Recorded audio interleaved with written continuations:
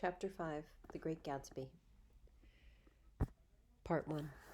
When I came home to West Egg that night, I was afraid for a moment that my house was on fire.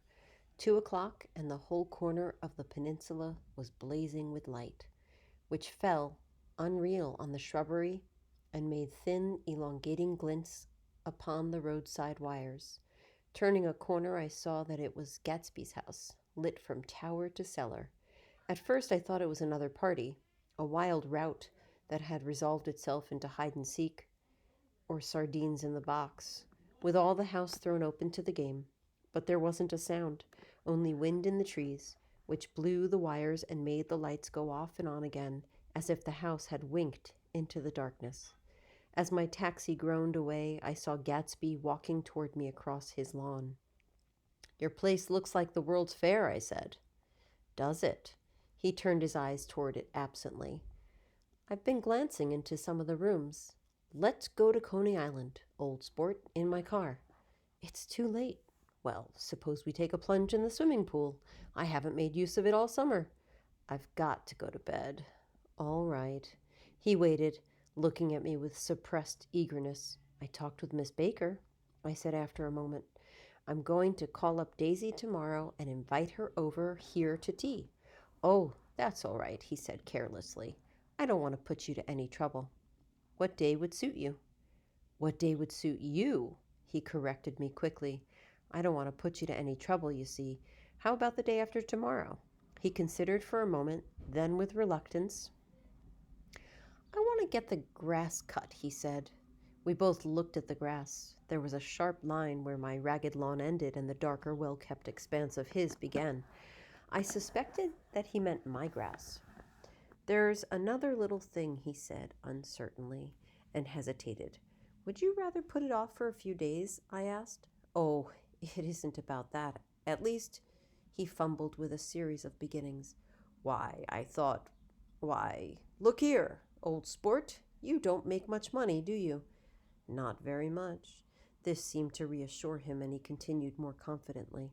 "I thought you didn't. If you'll pardon you see, I carry on a little business on the side, a sort of sideline, you understand, and I thought that if you don't make very much, you're selling bonds, aren't you, old sport?" "Trying to." "Well, this would interest you. It wouldn't take up much of your time, and you might pick up a nice bit of money. It happens to be a rather confidential sort of thing." I realize now that under different circumstances, that conversation might have been one of the crises of my life. But because the offer was obviously and tactlessly for a service to be rendered, I had no choice except to cut him off there. "I've got my hands full," I said. "I'm much obliged, but I couldn't take on any more work." "You wouldn't have to do any business with Wolfsheim." Evidently he thought that I was shying away from the connection mentioned at lunch, but I assured him he was wrong. He waited a moment longer, hoping I'd begin a conversation, but I was too absorbed to be responsive, so he went unwillingly home. The evening had made me lightheaded and happy. I think I walked into a deep sleep as I entered my front door, so I didn't know whether or not Gatsby went to Coney Island, or for how many hours he glanced into rooms, while his house blazed gaudily on.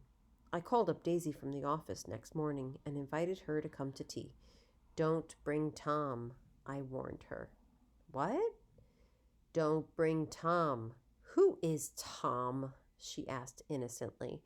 The day agreed upon was pouring rain. At 11 o'clock, a man in a raincoat dragging a lawnmower tapped at my front door and said that Mr. Gatsby had sent him over to cut my grass. This reminded me that I had forgotten to tell my Finn to come back, so I drove into West Egg Village to search for her among soggy, whitewashed alleys and to buy some cups and lemons and flowers. The flowers were unnecessary, for at 2 o'clock a greenhouse arrived from Gatsby's, with innumerable receptacles to contain it. An hour later, the front door opened nervously, and Gatsby, in a white flannel suit, silver shirt, and gold-colored tie, hurried in. He was pale, and there were dark signs of sleeplessness beneath his eyes. "Is everything all right?" he asked immediately. The grass looks fine, if that's what you mean. What grass? He inquired blankly. Oh, the grass in the yard. He looked out the window at it, but judging from his expression, I don't believe he saw a thing. Looks very good, he remarked vaguely. One of the papers said they thought the rain would stop about 4. I think it was the Journal. Have you got everything you need in the shape of tea? I took him into the pantry, where he looked a little reproachfully at the fin. Together we scrutinized the 12 lemon cakes from the delicatessen shop. Will they do? I asked. Of course, they're fine, he added hollowly. Old sport. The rain cooled about 3:30 to a damp mist, through which occasional thin drops swam like dew.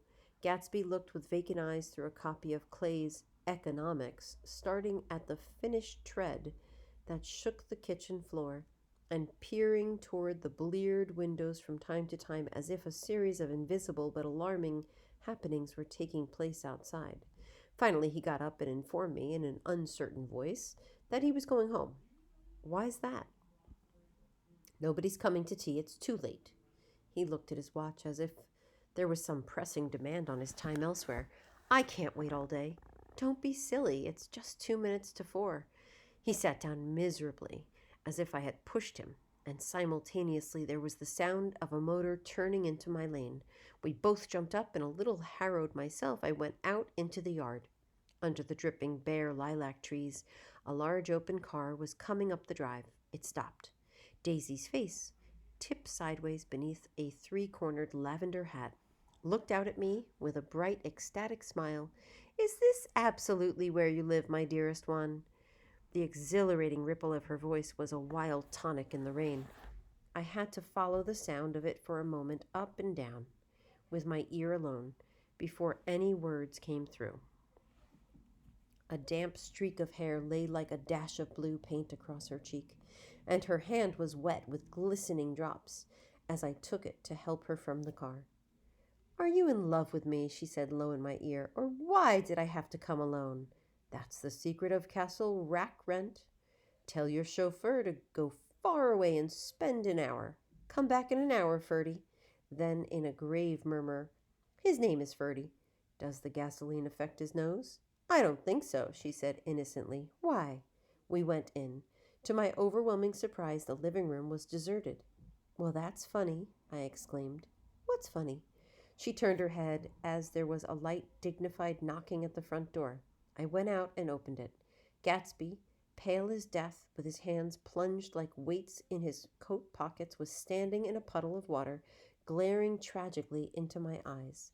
With his hands still in his coat pockets, he stalked by me into the hall, turned sharply as if he were on a wire, and disappeared into the living room. It wasn't a bit funny. Aware of the loud beating of my own heart, I pulled the door to against the increasing rain. For half a minute there wasn't a sound. Then from the living room I heard a sort of choking murmur and part of a laugh, followed by Daisy's voice on a clear, artificial note. I certainly am awfully glad to see you again.